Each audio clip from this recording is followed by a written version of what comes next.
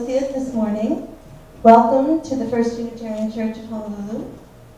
We are a free religious community inspired by shared principles and a mission to boldly grow compassion, justice, and joy. Our minister, the Reverend Jennifer Kapono Kwong, is not with us this morning, but will be back in the pulpit next Sunday.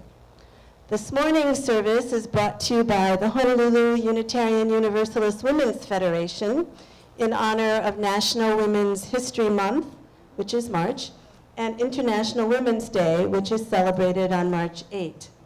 We hope you find this service both informative and inspirational. You are welcome in this place. Please put your phones on worship mode, but before you do, please check in on Facebook or Twitter or whatever and let everyone know that you are attending a very cool worship service. We are a vibrant and growing and busy community. Please read our announcements in the newsletter or on our website or printed in the bulletin that you can pick up at the desk in the front. And the most important thing happening this week is our church rummage sale. You have all week to clean out your house and bring all your wonderful your trash, soon to be my treasure, here to the church. And then Friday evening, friends and members are invited to a pre-sale and wine and cheese gathering. And then Saturday will be the rummage sale from 8 to 2. In addition to stuff to sell and people to buy all the stuff, we need lots of volunteers. So please find Sheila O'Keefe. Sheila, where are you? She's hiding maybe back in the kitchen, but she was here. She's in a bright pink sweatshirt. You can't miss her. So find Sheila and tell her that you would be willing to help out with the sale. Thank you. And if you will all be kind enough to read our chalice lighting words with us. We light this chalice with the embers of compassion. We light this chalice with the torch of justice. We light this chalice with the radiance of joy. I want to invite any kids to come down front, or if there are any more kids in the back. Awesome, Isaiah. Awesome, youth group. Today's service is being put on by several of the women in the congregation. I want to ask you, Maggie's my helper first. We're going to ask who, tell me a famous woman explorer. Yes. Jane Goodall. Jane Goodall. Tell me a famous male explorer. Columbus. Tell me a famous female, like social justice, activist for equality type of person. Can you tell me a famous male social justice equality person?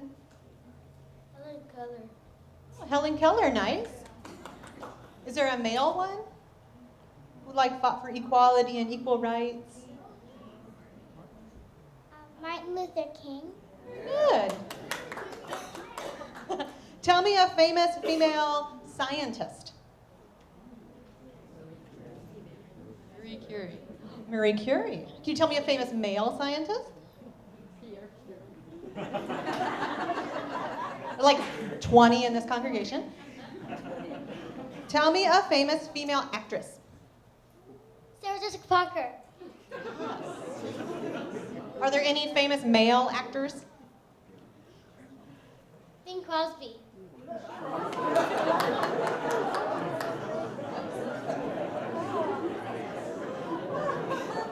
Wow. How about an athlete, a famous female athlete? And we just finished the Olympics too. Any famous male athletes? Messi. Okay, that's a male. Okay. How about a famous female president?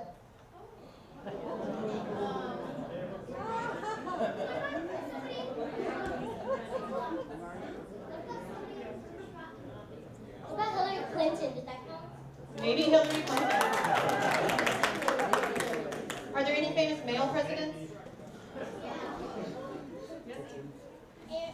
Abraham Lincoln. And a famous female business leader.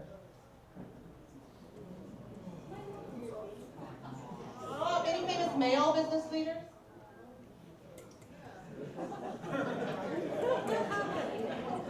Okay, maybe there's just none of either. One thing about a lot of these people we're mentioning is they're very courageous. Courage is something the youth group's going to talk about in their class today. And a lot of these people are dead. And death. And the younger kids are going to talk about death today in Sunday school. That's my segue. Maggie's going to help me with our book. My name is not Isabella. You need this paper? Yeah. Okay, sorry. Do you need another microphone? Okay, Lisa. You do the mic. There's another one right there too. Perfect. We'll do that. Great. We'll do this. We have to share. Good morning, Isabella, the mother said. It's time to get up and get out of bed. My name is not Isabella, said the little girl. Then who has been sleeping in my daughter's bed? Asked the mother.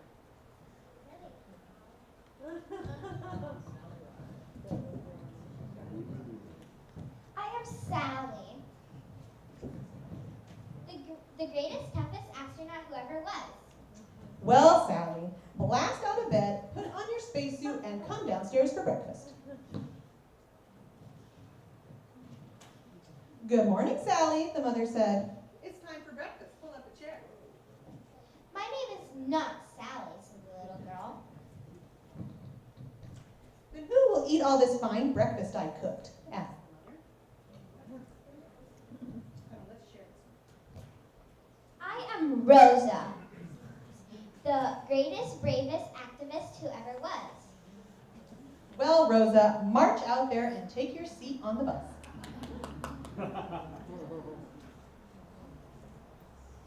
Welcome home, Rosa, the mother said. Did you have a nice day at school? My name is not Rosa, said the little girl. Then who will eat these cookies I made while she does her homework? Asked the mother.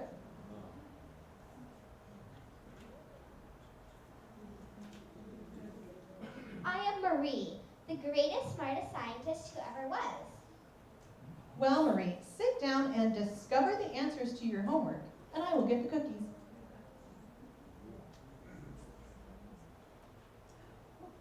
Time for dinner, Marie, the mother said. Come help me set the table.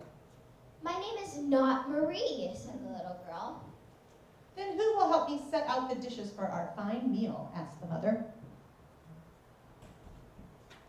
And later, who will be sleeping in my daughter's bed tonight? Asked the mother. It's me, Isabella, the sweetest, kindest, smartest, bravest, fastest, toughest, greatest girl that ever was. The little girl said as she fell asleep and dreamed about who she would be tomorrow.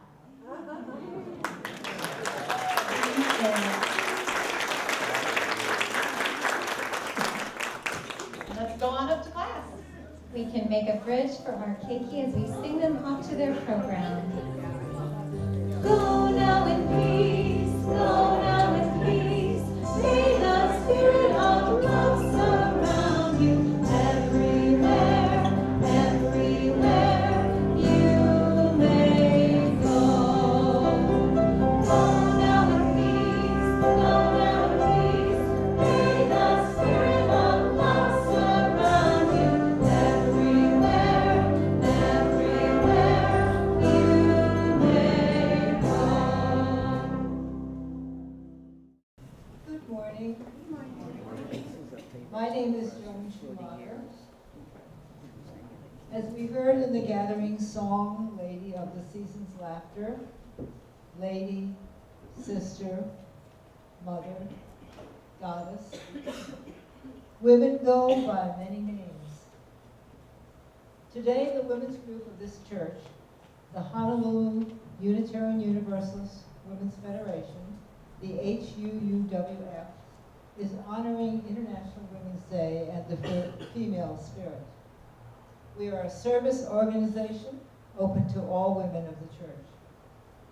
A few weeks ago, the HUUWF sponsored a production of the Vagina Monologues, coordinated by Catherine Graham, today's worship associate. Thank you, Catherine, for a very outstanding performance.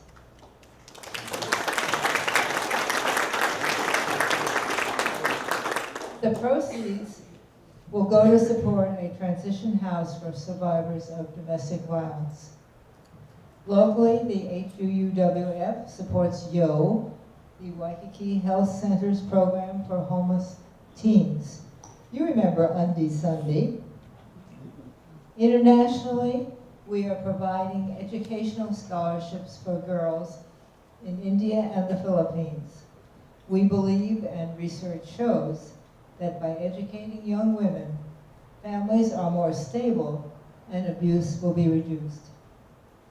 Today, we focus on a few of the many strong women from our congregation. Women who are aspiring to live balanced life between family, career, and personal fulfillment. And we explore the popular question, can women have it all? Meaning be a good parent, have a satisfying career, and happiness. We will hear from Laura Helliwell, Lisa Gillis-Davis, Helen Slaughter, and Marilyn Bornhorst. Can you hear me? I want to be sure you can hear me because this is a teenager's poem. She gave life. She is a wife. She is a mother, and she is a friend. She's a sister, a survivor to the end. Appreciate her, we don't dare. Ask her worries, we don't care. Wipe away her tears, they are invisible as air. She works, cooks, and cleans. She laughs, helps comfort, and hides her pain. When you struggle, she pulls you through. All this is she. And what do? Complain, create a mess, provide stress and leave her feeling depressed. Push her away and ignore her advice. Tell her she is nothing without thinking twice. She was raped, tortured, abused, told she was nothing, that she would always be used just for pleasure. Forget her pain. She swallows her pride, puts her feelings aside. She does as you need in order for you to be free. Ignores your ignorance and tolerates your flaws. You call her bitch, slut, hoe, and tramp. She answers with pride and a complete loss of self. You call her nothing. I call her strong, smart, sensual, caring, giving, surviving. I call her woman. I have an opening factoid. According to the U.S. Census Bureau, there are roughly 85.4 million mothers in the U.S. and roughly 5.2 stay-at-home moms. So 94% of mothers work outside the home.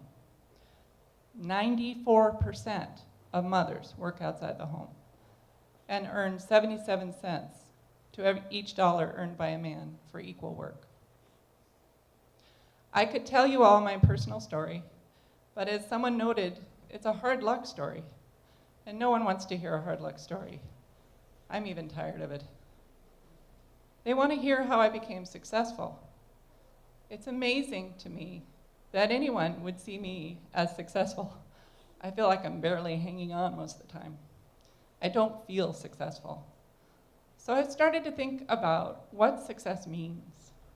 To me, it means being happy. And the happiest women I know, whatever their personal situations, are happy in their work. or at a minimum, content in their work, which makes sense, since despite persistent and insidious cultural myths to the contrary, the bulk of women's lives are spent at work. My story is a hard luck story, precisely because too much of it was left to luck. I am the opposite of content or happy at work because I didn't choose my job. Survival mode chose it for me. When you have no degree and no money and struggle to afford daycare for even one child, that's what happens. Somewhere along the way, I changed from a young idealist trusting the universe to a tired realist. Education and financial independence appear to be absolutely essential to job satisfaction because they enable choices. It all boils down to conscious intent to choice. Choice is freedom. Survival mode sucks. So how do I find happiness? Gratitude and mindfulness. Most women around the globe have it so much harder than I. Supporting people and causes that work for change for women and girls provides perspective and fulfillment. I am grateful for family and friends, especially my wonderful son, and the profound joys of being present, listening to the earth, sensing beauty, sharing laughter and love. It's a form of escape for me, escape into the present moment. But I truly wish that I didn't feel the need to escape in the first place. And I'm still hopeful that someday I won't. If I could choose one thing to teach young women now, it would be the same thing I tell my son. The same thing I wish someone had taught me 30 to 40 years ago. Education is key. Strive to get good grades, not because grades are the goal, but because in this world, grades are worth scholarship money. Finish college or vocational training. Choose something interesting and employable that you enjoy, and get the piece of paper. With it, you can choose your own career path instead of having survival mode choose it for you. Your job is where you will spend most of your life, so make career choices wisely. You are responsible for your own happiness. Hi, I'm Lisa Gillis-Davis. I've been a member of this church for about 10 years. I'm 38. I've been married for almost 10 years. And I work full-time in higher education at Windward Community College. I direct an Upward Bound program. So I work with high school students who are from low-income families, first generation to go to college. We try to get them ready for college and interested in being successful in college. But on top of that, I have 4 kids, and they're young. We have 4 boys. The oldest is 5, and then the triplets will be 3 next week. So we're busy. And I thought I'd go with this as what's it like to be me. A lot of you can relate. There's just like more of them. So yesterday, I thought, what was my yesterday like? So I was up before 6, throughout the night with little kids coming into mommy's room and getting told to go away.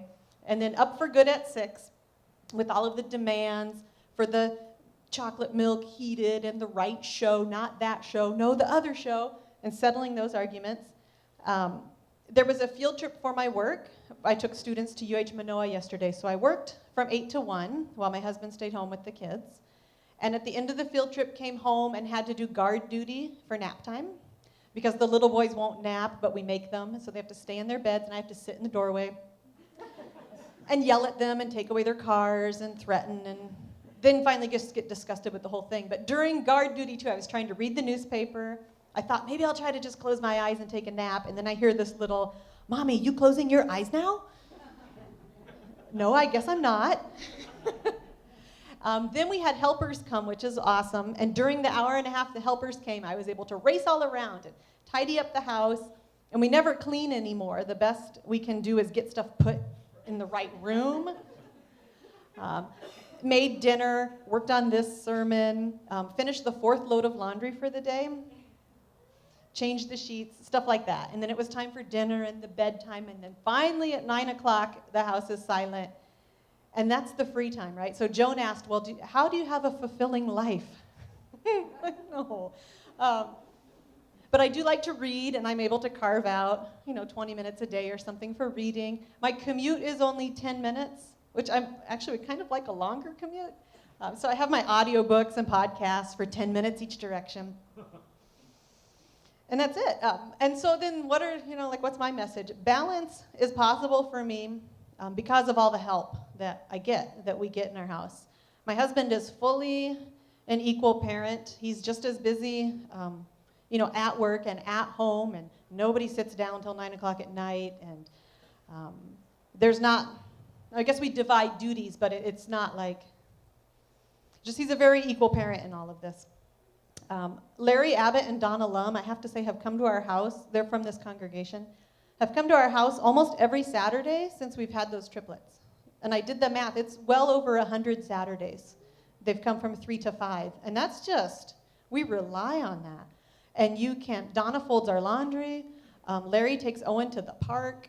I get an hour and a half or so to just do all those little things that drive me crazy all week. If I could just take this to the garage or something or whatever, and it helps me have a much nicer week. So that's been invaluable. And we've had really good daycare. We've had a nanny, an au pair with us for about 3 years. And she has the kids full-time when I'm at work. So having that, is pricey, but well worth it. And talking about going to work, when we had the triplets, we talked about what to do, because that's a lot of babies. I didn't want to stay home. Jeff didn't want to stay home. And I really appreciate that he was like, if you don't want to, I don't expect you to stay home. And so, you do the math, and it's like, well, I would earn more at work than the babysitter would make, and I would like to be at work more. So it was easy for us that I would go back to work. And that's been a very good choice for us. But what's been disappointing, I guess there's a couple.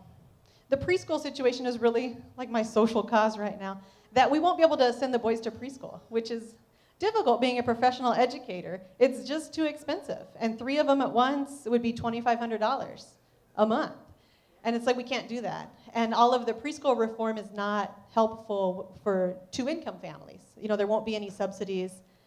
And it's taking away that year of free preschool that Owen's able to go to this year. So we'll have an extra year for those little boys to figure out. And and I could quit and preschool them at home, but I can't just walk right back into my job. So I'm not going to do that.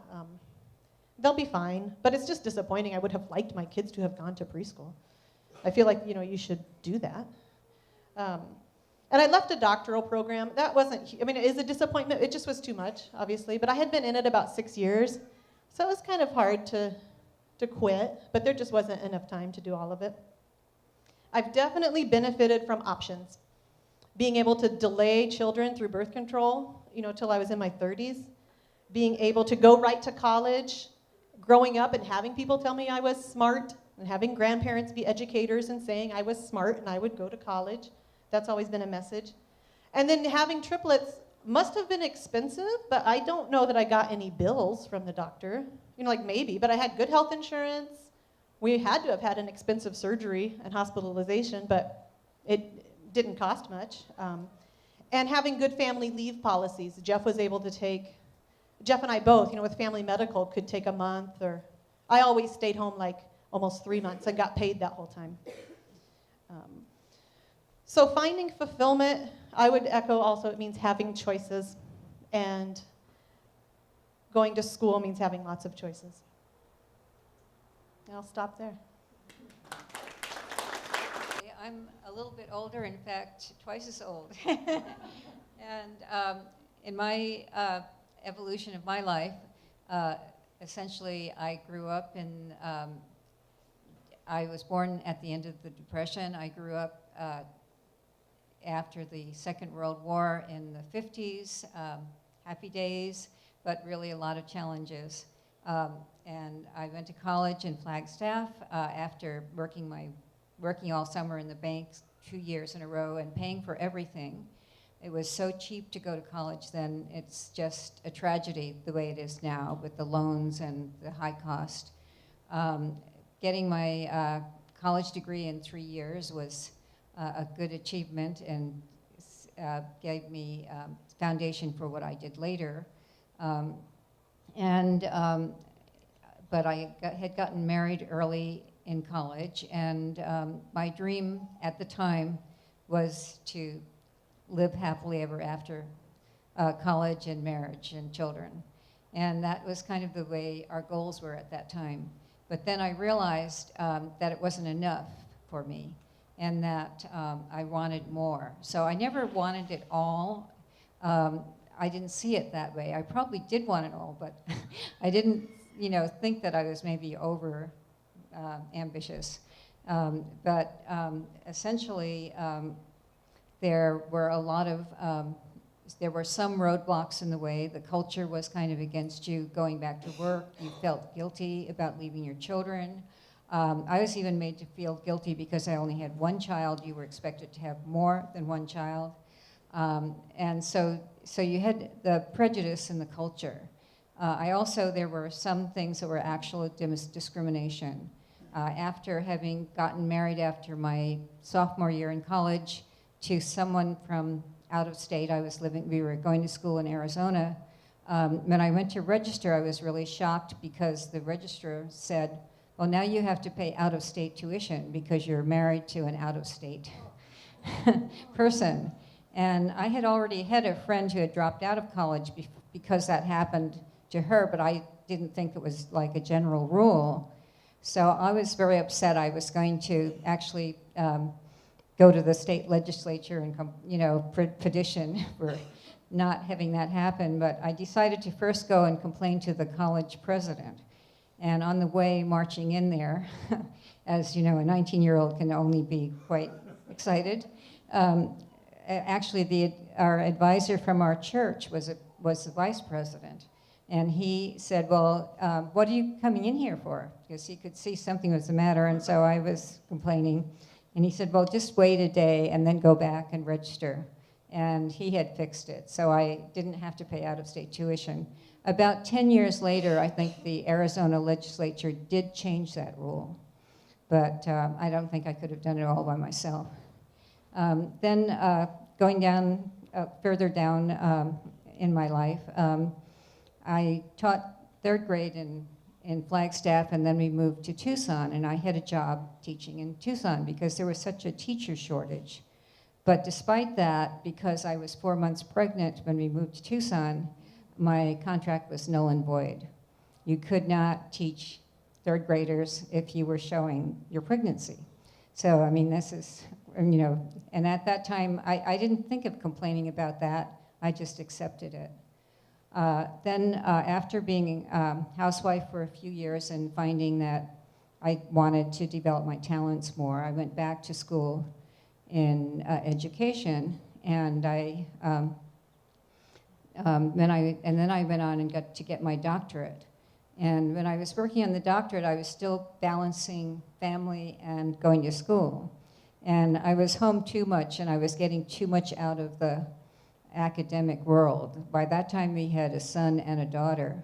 And so I decided I would try to get a job as a teaching assistant. And I went to apply for a job to teach humanities. And the person hiring said, well, we'll take your application, but it will always be on the bottom, and we'll never get to your application. Because you're a housewife and your husband is supporting you, and there are young men who might be drafted to go to Vietnam, and the jobs are going to go to the men, not to you. So I just accepted that and found other ways to get back into working on my dissertation and so on. And so then down the road, after I had,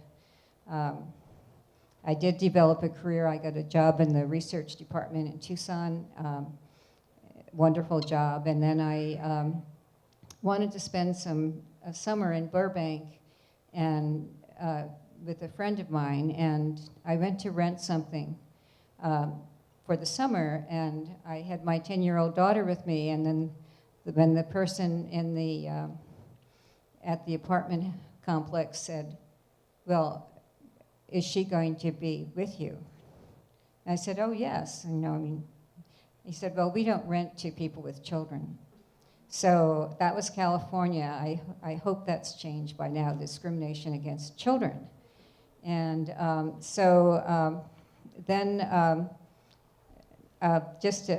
to cut this really short, but I just got a new computer and they asked you all these security questions. And they said, well, what was your dream job? And I said, professor. And he said, well, I guess you got it. So anyway, there's a lot more to the story, but that's my 3-minute life. We don't allow short jokes in this church.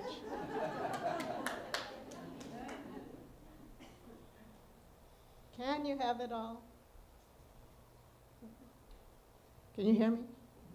Can you have it all? Yes. When I was young, I never even heard the question.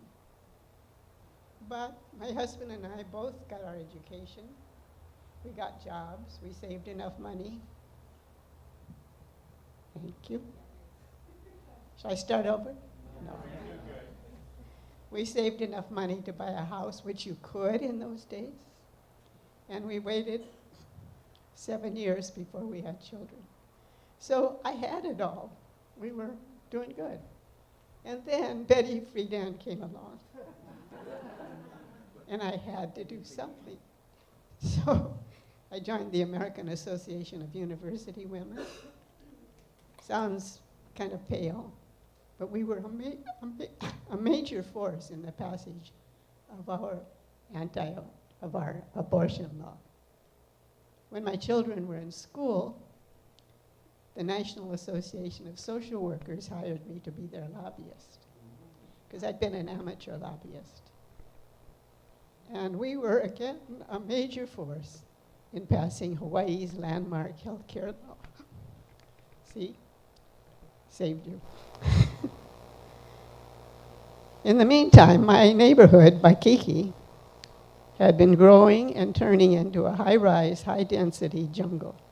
And nobody thought to increase the size of the sewers or the storm drains or the roads or the parks. So we formed the Makiki Community Association, and we worked on it. And we approached our councilman. They were councilmen in those days. And he sneered at us. He really didn't pay any attention. So they elected me to replace him. You know, don't mess with Makiki. I stood out by being the only woman. I got more publicity, I got more notice, and besides, opinion was changing. And we were able to pass some good city planning laws.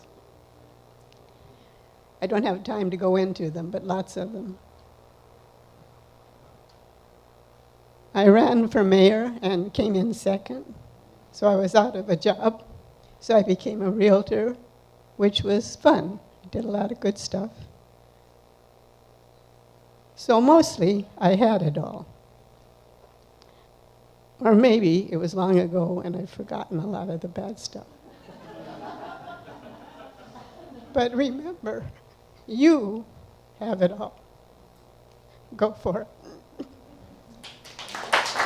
Trusting and loving marriage became a nightmare of psychological and physical abuse. She was saved by fleeing to the UCC transition house that we supported by contributions from the performance.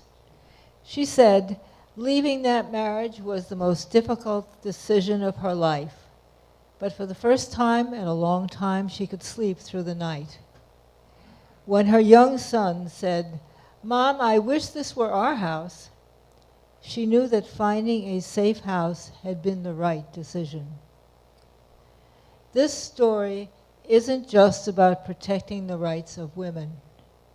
It's also about children, their safety and their right to grow up without violence, and about a whole world that is safe, nourishing, and nurturing for everyone. Let it be so. Taman, Tamam, Shalom, Namaste, Gasho.